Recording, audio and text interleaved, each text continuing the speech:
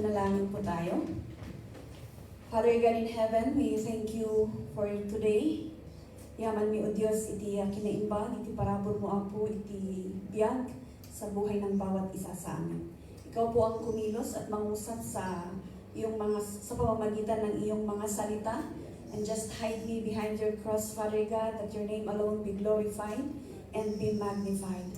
Lord, teach us, Father God, and fill us once again. Strengthen us in Jesus' name. Amen. Maaari na po tayong kayo palang maupo. Ano yung sabi dun sa kanta? Kumalakpak na tayo ng may gala. Palakpak ng may gala. Amen. Yung kahit sa palakpak man lang, ramdam mo yung kagalakan sa puso ng bawat isa. Amen. Muli, isang magandang hapon sa bawat isa sa atin. Pero din po sa mga kasamahan natin or naka-join online. Ay, first Friday of the month, ang bilis ng ng panahon. Friday na, lumipas na naman ang isang linggo ng buwan ng Marso. Amen. So, tunay nga ang salita ng Diyos ay totoo. Dahil kung nakikita po natin ang mga nangyayari sa ating kapaligiran at sa nangyayari even kahit sa buhay natin ay nangyayari yung mga sinasabi ng Diyos sa kanyang mga salita. Amen? At ganun din po, kung hindi lang po ang kanyang salita, lalong-lalo na ang kanyang pangako sa atin. Pangako niya sa iyo, pangako niya sa mananampalataya ay nangyayari sa buhay. Nangyayari nga ba ang pangako ng Panginoon sa buhay mo, kapatid?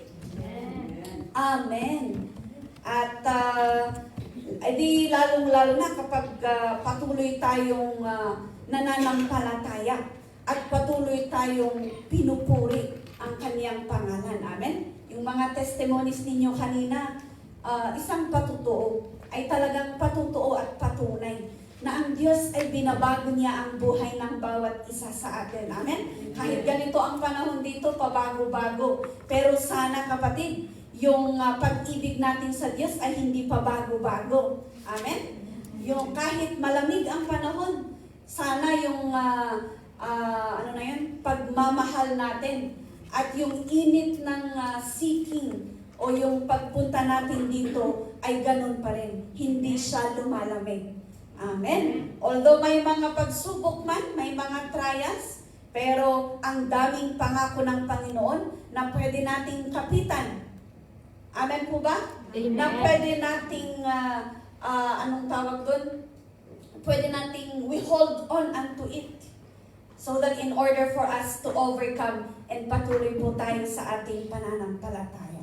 The promises of God, ang daming pangako ng Panginoon. Diba? Kapag sinasabi natin yung pangako ng tao na napapako. Ay, promise mama, hindi ko na uulitin. Promise mama, magiging mabait at mabuti akong anak. Pero ayan, kinabukasan or seconds or minute after minute or seconds, nandyan na naman. Nandyan ulit. Sinusuway ulit ang magulang. Amen? May mga pangako po ba tayo sa ating mga kapwa-tao na natupad? Ay, smile say answers it. Meron? Wala. Inaamin ko, meron. Halos lahat ng naibigay kong pangako ay hindi natupad. Doon po natin makikita, kapatid, na kung tayo lang, kung sa kalakasan lang natin ginagawa at sa kaisipan lang natin ay hindi talaga mangyayari. Pero kapag pangako ng Diyos ang kanyang sasabihin o ang kanyang gagawin, maipapatupad at maipapatupad po ito. Tignan po natin yung mga pangako. Ito ay ilan lamang sa mga ipinangako ng Diyos sa bawat isa sa atin. Lalong-lalo na po tayong mga nananampalataya. Una po, sabi niya doon, Philippians 4:13, I am your strength. Anong sinabi niya doon? Philippians 4:13, I can do everything through Him who gives me strength. Kanino nanggagaling ang ating kalakasan? Ang kalakasan mo na magtrabaho, Ang kalakasan natin to resist the power of the enemy. Ang kalakasan natin na gawin ang kalooban ng Panginoon ay walang iba sa Kanya lamang. 2 Corinthians chapter 12 verse 9. But He said to me, my grace is sufficient for you, for my power is made perfect in weakness. Therefore, I will boast all the more gladly about my weaknesses so that Christ's power may rest on me. Yung inaawit natin, more of you, Lord, and less of me. More of your love, more of your strength. Kasi kung kalakasan ng Diyos ang kinakapitan natin at ina-acknowledge natin na ginagamit natin sa pang-araw-araw, hindi po tayo mauubusan ng lakas ng katawan. Amen po ba? Amen. Pero kung ina-acknowledge mo lang na ay sarili kong kakayahan, ay ako lang ito, ay lakas ko ito, pinaghirapan ko ito, kaya akin lang. Walang mauubos. Naubos. Kasi sariling kalakasan o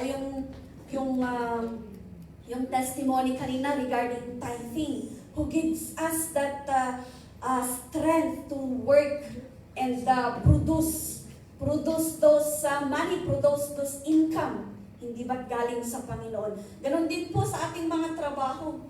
Diba? Nanggaling sa Panginoon. Nagmula sa Panginoon yung trabaho natin. Kaya sino ba tayo upang hindi ibigay sa Kanya yung para sa Kanya? At doon natin makikita kung gaano all the more na isustain ng Diyos ang kalakasan natin. Amen? All the more na papalakasin Kanya.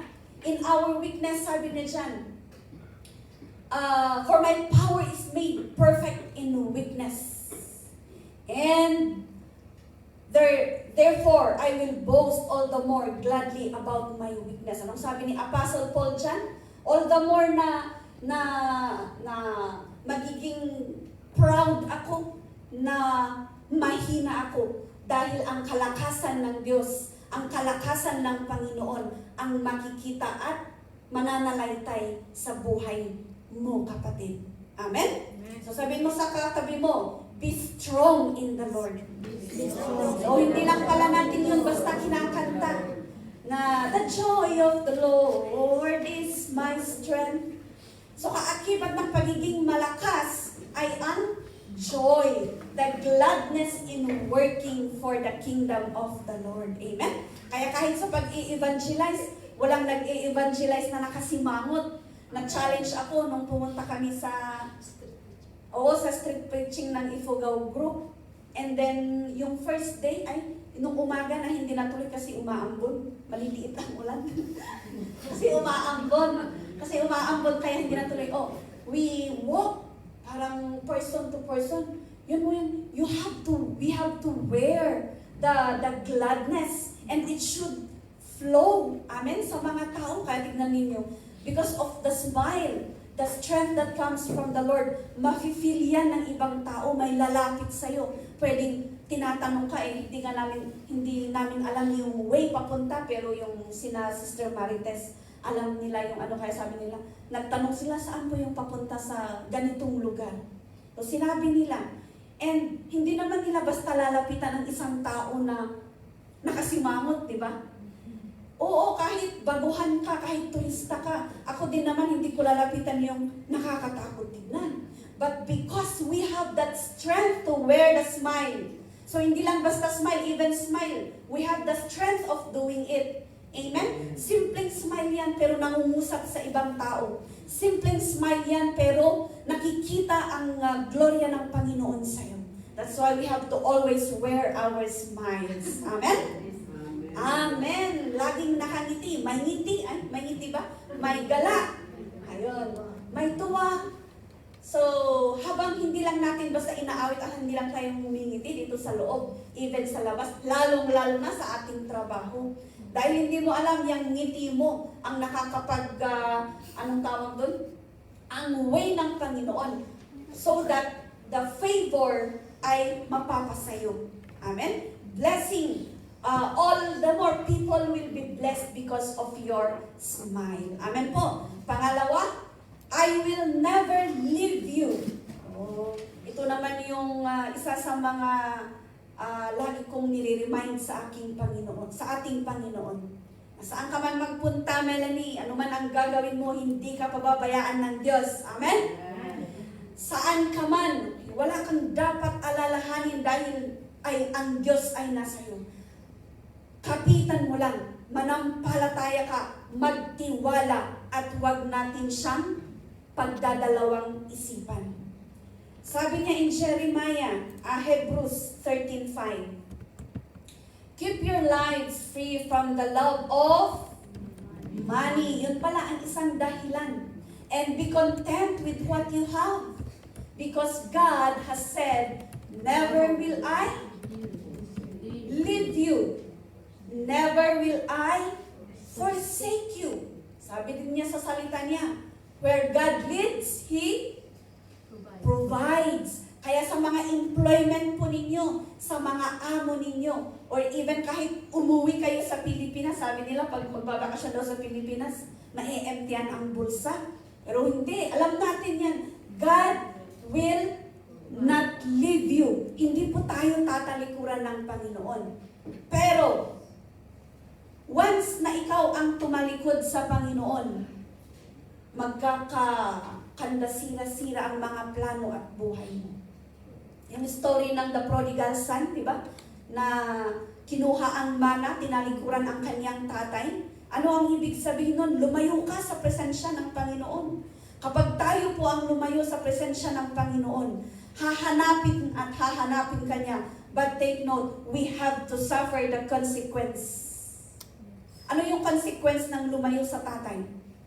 Or may mga experience din tayo na hindi ka sumunod sa nanay o sa tatay mo. Ano yung consequence na nangyari?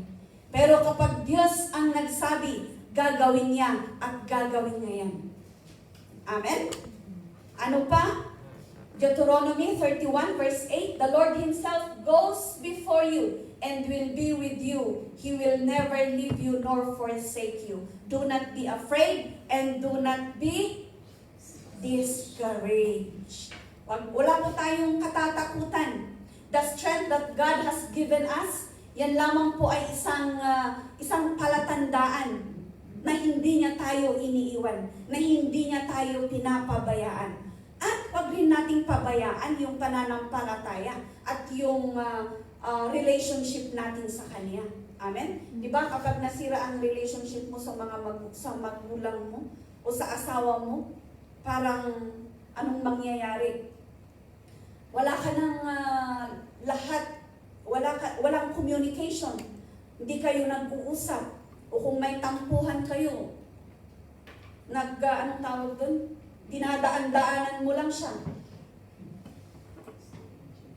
Stranger, parang stranger na lang siya sa'yo. Pero ang Panginoon, hindi po siya ganun sa atin. Anak po niya tayo. Pero wag din po nating ibilang na stranger ang Diyos sa buhay natin. Pangatlo, so medyo bilis-bilisan po natin dahil pangatlo, I have plans for you. This is common to us and this might be just an encouragement or reminder once again. Jeremiah 29:11, for I know the plans I have for you, declares the Lord. Plans to prosper you and not to harm you. Plans to give you hope and a future. Nangyayari po ba ito sa buhay natin, mga kapatid? Amen. Sino po yung nagpunta sa Hong Kong, dito nakilala ang Panginoon sa buhay niya? Amen. So hindi lang po basta plano na pumunta ka dito, na dinala ka ng Diyos dito para magtrabaho at magkaroon ng ipapadala sa pamilya. Bukod po doon, the most important, inalaw ng Diyos na pumunta ka dito upang makilala natin siya. Makilala mo siya sa iyong buhay. Amen? At sa pagkilala mo sa Kanya, sa iyong buhay, pagtanggap mo sa Kanya bilang Diyos at Panginoon mo, tagapagligtas mo, ay hindi lamang aksidente. Dahil ikaw ang plano ng Panginoon, kung ikaw ang unang nakakilala sa iyong pamilya, ikaw ang gagamitin niya. Amen. Ikaw ang gagamitin niya upang ang iyong pamilya ay makakilala rin at matanggap ang Diyos sa kanilang buhay. Amen? Ikaw, kapatid, sabihin mo sa katabi mo. Ikaw, kapatid. Oh, ikaw ang gagamitin ng Diyos. Hindi lamang sa iyong pamilya, yan, sa iyong mga kaibigan, sa iyong mga employers, hindi imposible na even Chinese, anumang nationality, hindi pumipili ang Diyos ng nationality na i-evangelize mo. Amen? Amen po ba? Amen. Oh, amen. Okay, anong sabi niya doon sa, okay. So, yan, plano ng Panginoon lahat yan. Proverbs 19:21. Oh, many are the plans in a man's heart, but it is the Lord's purpose that prevail. Oh, ano po yung plano ninyo sa buhay ninyo? Natupad ba lahat ng plano mo? Hindi. Ano ang mas marami? Yung hindi o yung oo? Yung hindi, di ba? Oo. Dahil hindi natin alam ang kaparaanan ng Panginoon sa buhay natin. Maaaring ang daming listahan. O ako din marami din akong listahan na sa ganitong age, ganito, I have that secure na ang job mo, sa ganitong edad, sa ganyang edad ay may bahay ka na, sa ganitong edad ay may stable ka ng pinagkakakitaan. Pero halos lahat, wala. Bakit? Dahil mas malaki, mas alam ng Diyos ang plano niya sa buhay mo. Amen? Psalms 33 verse 10 to 11, anong sabi doon? The Lord foils the plans of the nations. He thwarts the purposes of the people. And 11, but the plans of the Lord stand firm forever, the purposes of His heart through all generation. So kahit sa mga nasyon, yan, pinagpipray natin yung mga iba't ibang nation around the globe na maipatupad ang kalooban ng Panginoon, yung purpose ng Panginoon. Pero ang purpose ng Panginoon ay gagamitin niya lahat ng mga nananampalataya. Amen? Na magiging instrumento tayo upang magkaroon ng pagbabago. And how should we do it? First, of course, ipanalangin. Yung sabi ng mga pastors, mula ang itikararan. Amen. We have to pray. Pray and pray. Ito po yung hindi lahat nakakapag-preach. Amen po ba? Hindi lahat nakakapag-lead ng praise and worship. Pero lahat ng anak ng Diyos ay Amen. Nakakapag-pray, nakakapanalangin po tayo. So walang dahilan na hindi natin ipag-pray ang nangyayari sa ibang nasyon, na hindi mo ipag-pray ang ministry, na hindi mo ipag-pray ang mga kaluluwa na nasa labas na nangangailangan ng pagkaligtas o ng salvation. Amen? Walang dahilan para hindi mo ipanalangin ang pamilya mo, ang employer mo, ang mga employers o at yung employment natin. Lalong-lalo na, walang dahilan para hindi natin ipag-pray ang bawat isa. Kapwa natin mananampalataya, yung mga leaders natin, mga pastors natin. Because it is God's purpose, it is God's plan, na bawat mananampalataya ay kausapin siya, magkaroon ng communication. At hindi lang basta kausap, lalim na relasyon, malalim na relasyon sa ating Diyos. Mas makikilala mo kasi ang Diyos kapag patuloy tayong nananalangin. Mas mauunawaan mo yung kagustuhan ng Panginoon at mapapakinggan mo yan kapag nananalangin po tayo in spirit and in truth. Amen? So, number 4, I will fight for you. Exodus 14:14. The Lord will fight for you and you need only to be still. May mga laban po tayo sa buhay.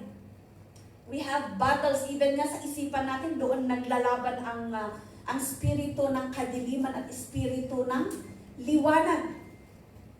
Be still. Amen? Ano yung sinabi niya dyan na only to be still? You need only to be still. Ano ang tinutukoy niya dyan?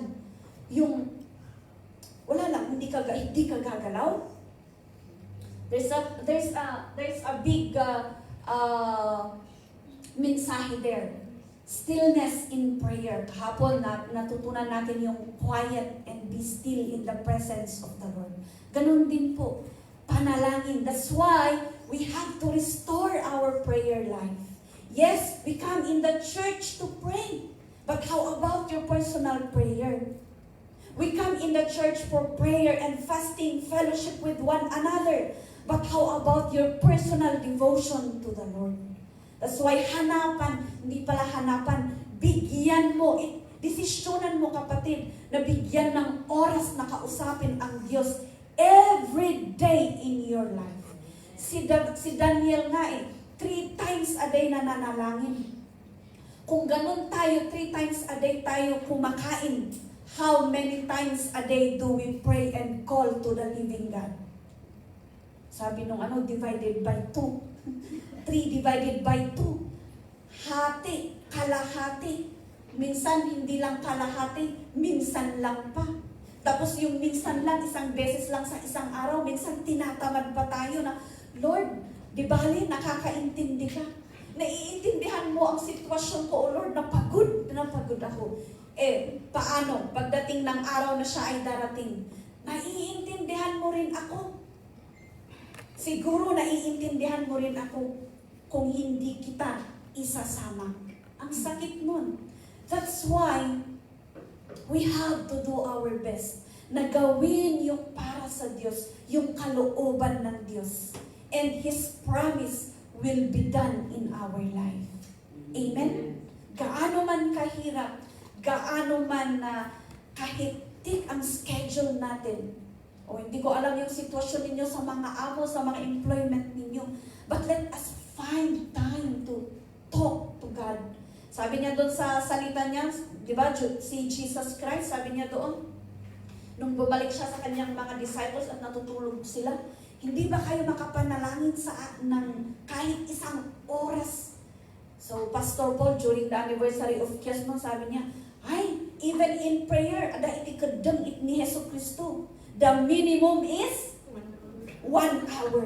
Sino ang nakakapag-pray ng 1 hour? Kahit sabi natin 1 hour a day, give it to the Lord in prayer. Minsan kahit nga 1 minute, kulang pa.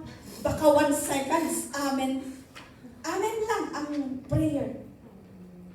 This is, God is calling us to be serious even in our connection, our prayer life. Kung sinasabi ng Panginoon, we have to worship in spirit and in truth. Give your tithe.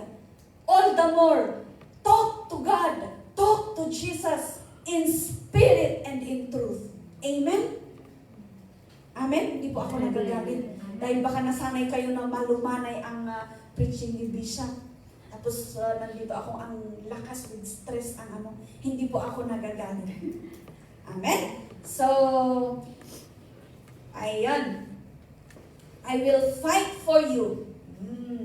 Ang laban mo, kapatid, ay laban ng Panginoon.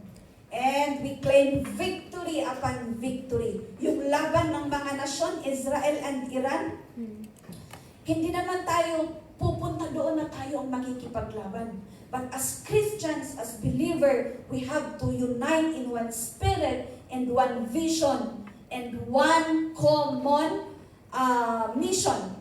And that is to pray. Amen? And when we pray, God will fight for Israel. God will fight for the believers. God will fight for His name. Amen. Number 5, sabi niya doon, I will give you peace. If God gives us the strength, He will never leave nor forsake us. He has perfect plan in our life, and He will fight for us. He will give us peace as well. Numbers 6:26. The Lord turn His face toward you and give you peace. Hindi ka tatalikuran ng Diyos.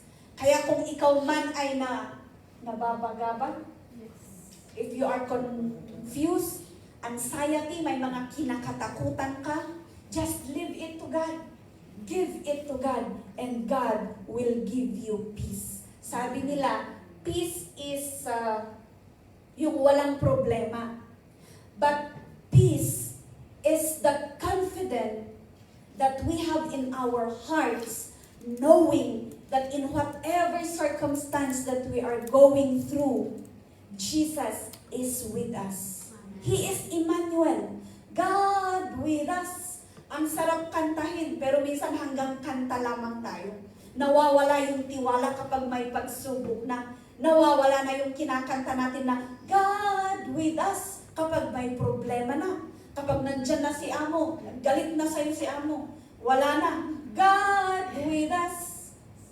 Sino yung nagsabing pastor na yun na kapag nagagalit daw yung asawa niya, hindi niya pinapakinggan kasi unbeliever yung asawa. Pag pinagsasabihan siya, in her mind, he is still worshiping God.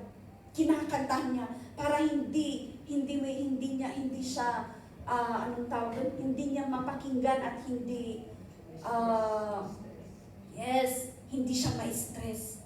So kung kaya mong labanan ang stress, all the more na kaya nating labanan ang mga kaaway. Ang kaaway, ang binabato ng kaaway sa'yo. Kasi sabi ng Panginoon, I will give you peace. So peace does not mean walang problema. Kaparte po ng pananampalataya at buhay na natin ang mga pagsubok sa buhay. But if we always trust to the Lord, may peace pa rin sa buhay natin. May kapayapaan pa rin.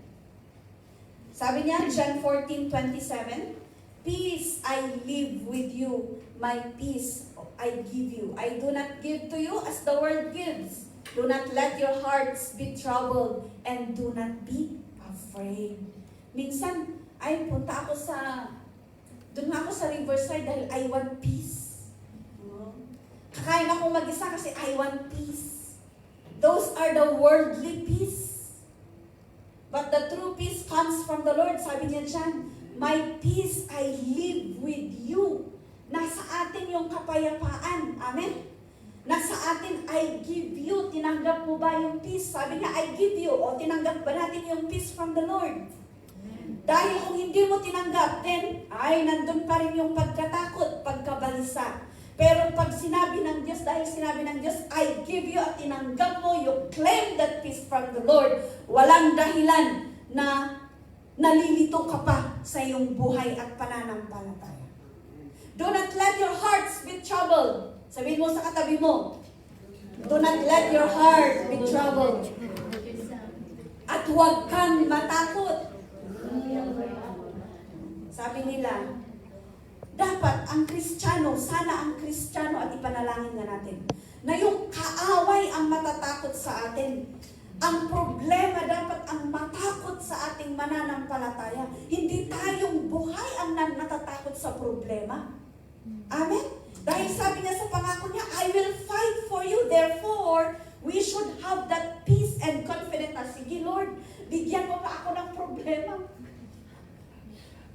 Sino nakapag-pray nun? Sige Lord, bigyan mo pa ako ng problema. Siguro may nag-pray na ba ng gano'n? Wala pero sabi niya rin sa salita niya, test and trials will strengthen us, tama? Pero kung yun pala ang paraan na may strengthen at mag-mature tayo sa pananampalataya, then, with confidence, Lord, more trials. Hubugin mo ako sa pamamagitan ng mga pagsubok. Dahil yun ang purpose ng si Job nga, di ba? Inalaw ng Panginoon na i-test siya. At doon pala tayo nahuhubog sa mga pagsubok. Amen? Palakpakan po natin ang Diyos. Ano po yung susunod? Number 6. I will always love you. Oo, mahal po tayo ng Diyos. At ang pag-ibig ng Diyos hindi nagbabago. Ang pag-ibig ng Diyos hindi, anong sa Tagalog, nagmamalim? Nagbabago. Hindi siya, ano yung kanta na yun? Unchangeable. Unchangeable ang pag-ibig ng Diyos sa'yo, pero ang pag-ibig ng tao nagbabago. Maaaring iniibig mo ang isang tao ngayon, after 1 month, ay wala na, hindi na pala kita iniibig. Wala na pala akong pag-ibig sa'yo. Di ba? Nagbabago ang tao. Pero ang Diyos, unchangeable, unshakable, and unstoppable. So kung sinabi ng Diyos, I love you, catch it. Walang mintis na hindi yun mangyayari o ipapakita niya kung paano kanya iniibig or paano ang pag-ibig niya sa'yo. Jeremiah 31 verse 3, the Lord appeared to us in the past saying, I have loved you with an everlasting love. I have drawn you with loving kindness. Because the love of God is unconditional. Pero conditional tayong magmahal minsan sa Diyos. Lord, sige man, bendisyonan mo ako at mamahalin kita. Conditional. Kung walang blessing, hindi mo iibigin ang Diyos. Kung hindi ka gagaling sa sakit, hindi mo mamahalin ang Diyos. Pero ang Diyos, maging sino ka man, mahal ka niya. Amen. Nakita natin yun. Wala ni sino man dito sa atin ang malinis. Lahat tayo makasalanan. Dumaan tayo sa iba't ibang kasalanan sa mundo. Pero hindi niya pinili na, ay, ito lang ang mamahalin ko dahil ganito lang ang kasalanan niya. Hindi siya ganun. Amen? Ay, taga-Pilipinas lang ang mamahalin ko dahil sila ay mapagmahal. Walang ganun sa Diyos. Lahat ay mahal niya. Kaya sana ganun din tayo. Na wag lang natin siyang alalahaning pasalamatan at mahalin dahil sa blessing, dahil good health ka, dahil may employment ka, pero pag wala na, you never acknowledge God already. Dito rin natitest tayo minsan sa mga biyaya na pinagkakaloob ng Diyos sa buhay natin. But all the more, sana, as we have all this blessing, all the more sana na i-acknowledge, kilalanin natin ang Diyos sa buhay natin. Amen? Amen. Romans 5:8, ano yung sabi niya doon? But God demonstrates His love for us in this. While we were still sinners, Christ died for us. Habang tayo ay makasalanan pa. Dahil sa kanyang pag-ibig, John 3:16, lagi natin, memorize natin yan. For God so loved the world that He gave His one and only Son, that whoever believes in Him shall not perish but have eternal life. Iniibig tayo ng Diyos, kaya sinave niya tayo. He redeemed us from our sin through His Son, Jesus Christ. Tayo kaya, ano yung pwede nating gawin sa Diyos in order for us to experience eternal life?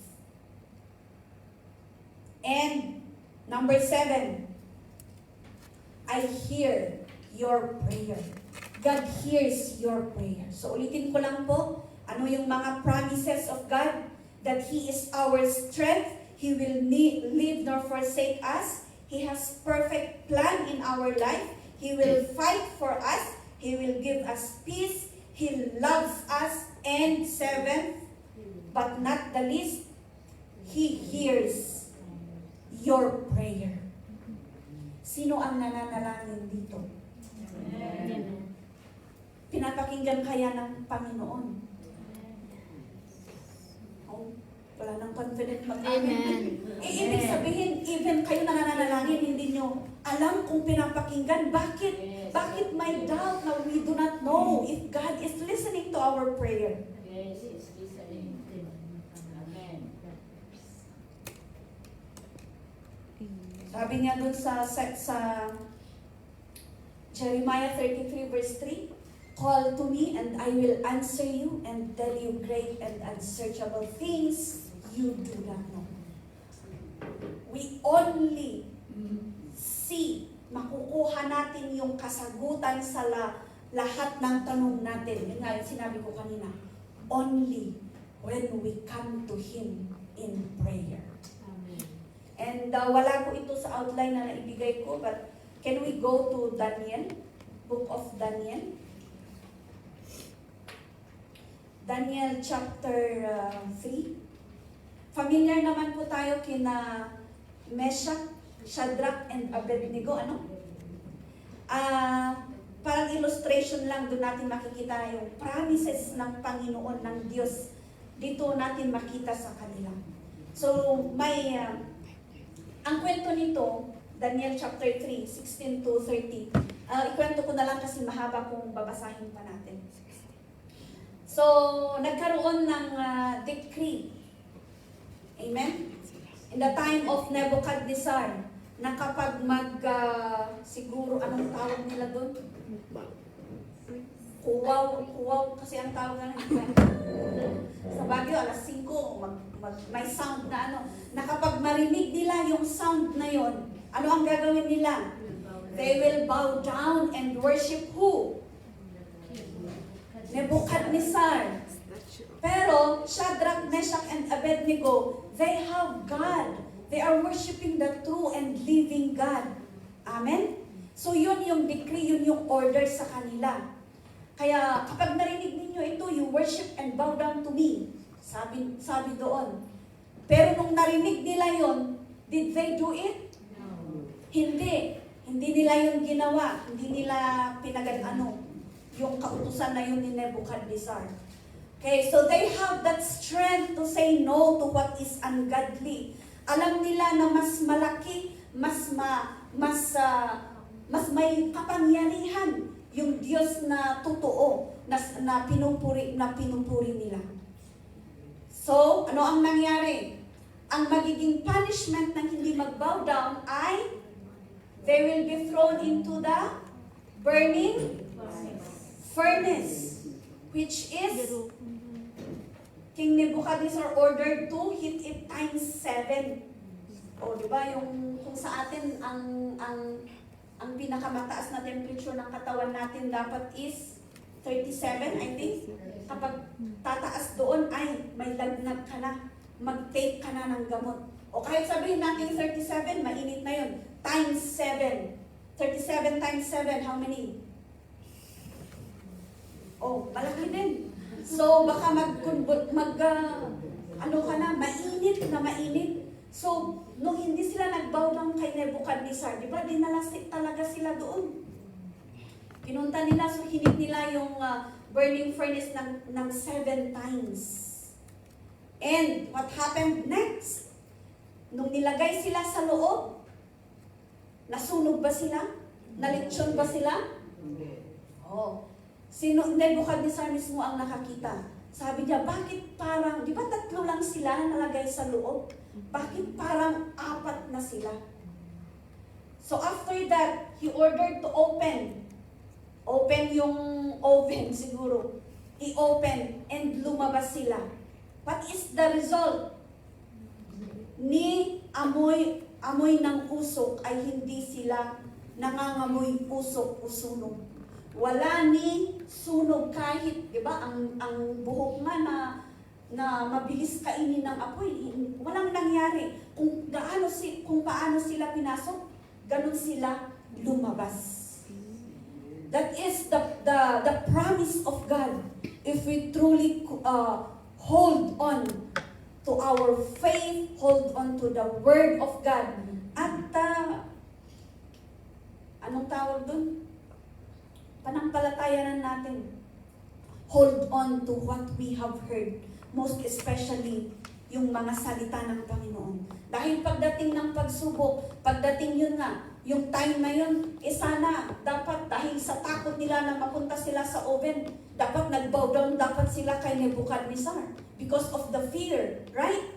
But because they have peace in their hearts that God can save them even in that burning furnace, hindi sila nag-bow down. They did not compromise. Amen? Let us not compromise our faith, the teachings that we have learned just to save our life. Kasi kung tayo ang magsisave sa buhay natin, wala, masisira din. Pero kapag Diyos ang mag-save sa iyo, kapatid, hindi ka lang basta na-save, napalakas at napatatag ka pa. Amen? Kaya yun po yung, and then after that, ano yung nangyari doon sa kina Meshach and Shadrach and Abednego? They have that boldness, okay? The power of God in the presence of the enemy na si King Nebuchadnezzar, nakita ang milagro at kapangyarihan ng Diyos. What else? They were promoted in their service. Kaya yun po ang mangyayari sa buhay ng isang mananampalataya na hold on to the promise of God. Ang pangako at ang salita ng Diyos ay mangyayari at mangyayari sa buhay mo at sa buhay ng bawat isa sa atin kung patuloy din tayong maging tapat sa Kanya. Amen? Amen po ba? Amen. Hallelujah. Psalms 104 verse 3. Okay, because of these great promises of God in our life, bilang isang mananampalataya, ano yung pwede nating ibigay o yung kaya mong ibigay o yung karapat dapat lang na ibigay natin sa Diyos. Sabi niya, Psalms 104 verse 3, I will sing to the Lord all my life. Kaya ba natin gawin yun hanggang sa pagdating ng Diyos? We will sing for the Lord. We will worship in spirit and truth for the Lord. We will give our tithe. What else? We will call on Him. I will sing praise to my God as long as I live. Diba may yung kanta na, as long as I live, I will glorify the Lord. Sabi ng isang kasamahan namin, ayun na, that's Sunday kinakanta, mabigat. Kasi yun nga, because ramdam mo na hanggang niwat, hanggang bibig lang tayo. Pero in action, or because of circumstance, nawawala yung sinurrender mo. Natitest ka sa mga commitment mo, sa prayer mo, sa pagbabasa.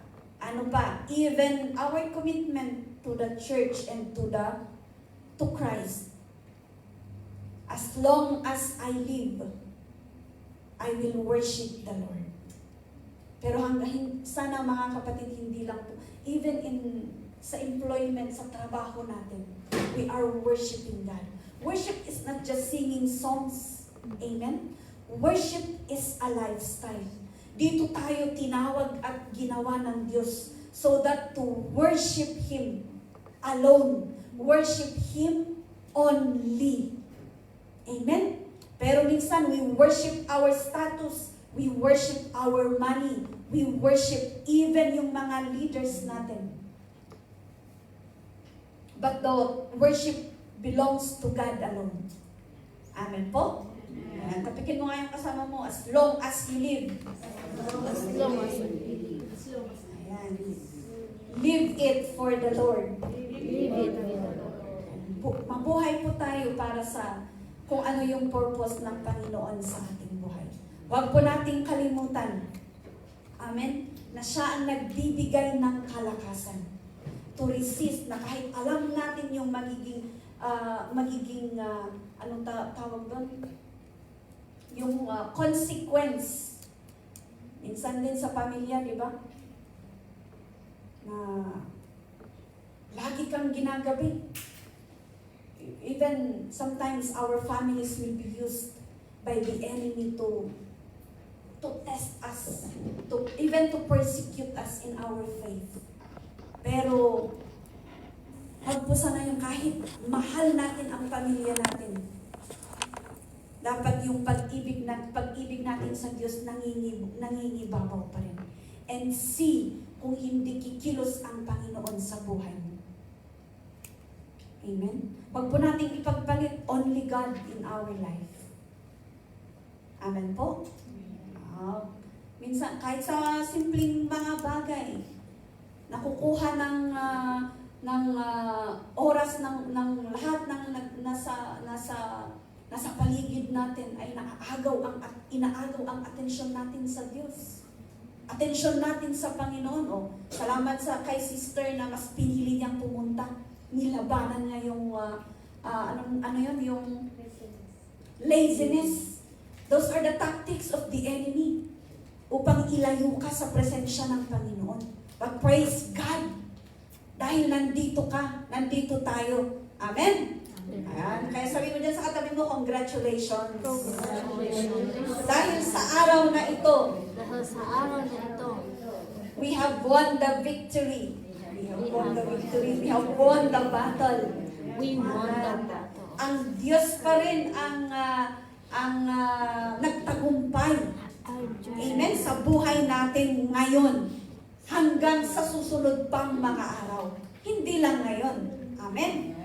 Diba minsan kapag gusto mong manalangin, may tawag dyan, may tawag dito, ang daming distraction. Kapag gusto mong magbasa, may nag-scroll ka lang sa phone mo, may nakita kang gusto mong basahin, wala na yung pagbabasa ng Biblia. Gusto mong mag-evangelize, naunahan ka ng hiya. Diba? Yung challenge din lang na sa one person to person na pag-evangelize. Man to man pala, oo, man to man. One person to person. Ayan. Kaya, yung mga resources sana natin, these are all blessings. Pero sana these blessings should, enhance pa more our relationship to God. Not a reason na mawala or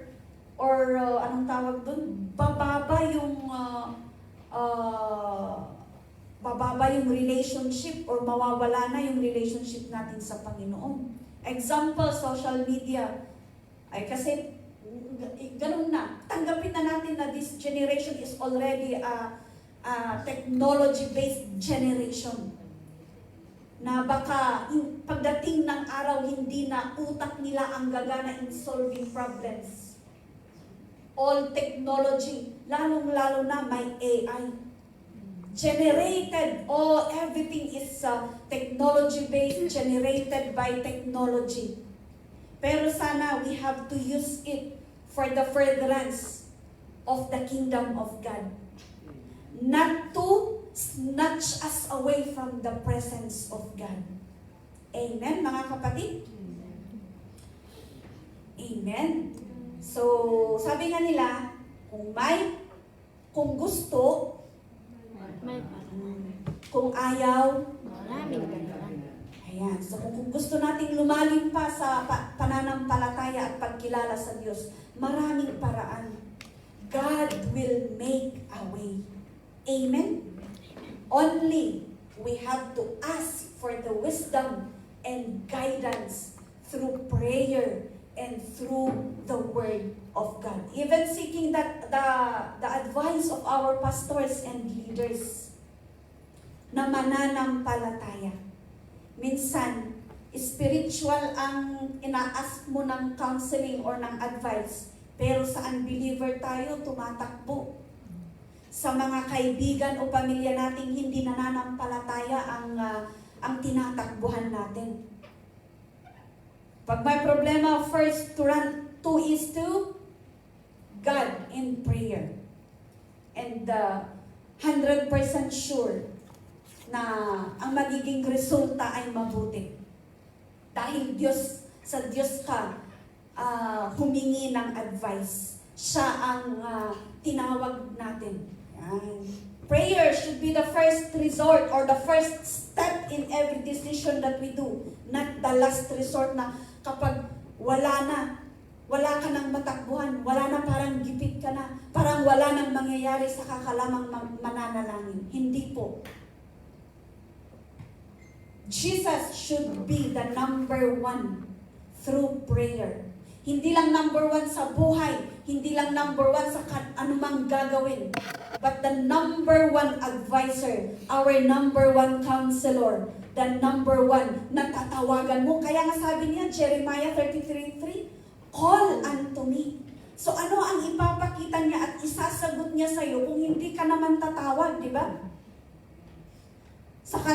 Tapos saka natin sasabihin, ay, Lord, bakit ganito? Kasi nga, hindi ka nanalangin, hindi ka tumawag. Huwag mong tanungin. We don't have the right to question God when we did not ask and we did not call unto His name. Amen? Sabi ng kasamahan namin dati sa minsan tayo rin kasi yung gumagawa ng dahilan kaya nasisira tayo. Tapos sasabihin natin, Lord, why? Don't why, Lord. Ask, Lord. Amen? Why? We don't have the right to say why to Lord when we did not even ask Him. We did not inform Him our everything in prayer. Amen po ba? Hopefully na may natutunan po tayo. Palakpakan po natin ang Diyos.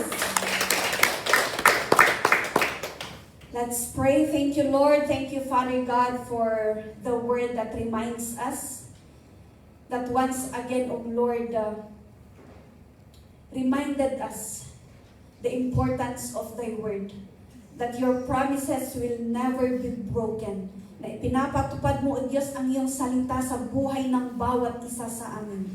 If we are going to be faithful, tulungan mo kami, O Diyos, na maging matatag at matibay sa aming pananampalataya. Especially, O Lord, na these are the times of the end, Father God. Huwag mo pong hayaan, O Diyos, na may isa sa amin na makalimot o mawala sa iyong presensya.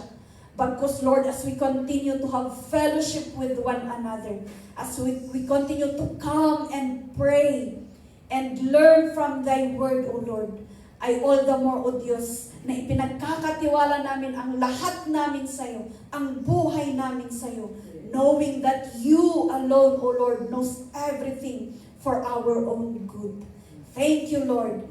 Bless each one of us, O Father God, even yung mga trabaho ng mga kapatiran, the family that is represented right now, O Lord. Dalangin namin, O Diyos, na Ikaw ang kumilos at habang patuloy kaming nananampalataya at tumitibay, gamitin mo ang bawat isa sa amin upang ipatupad at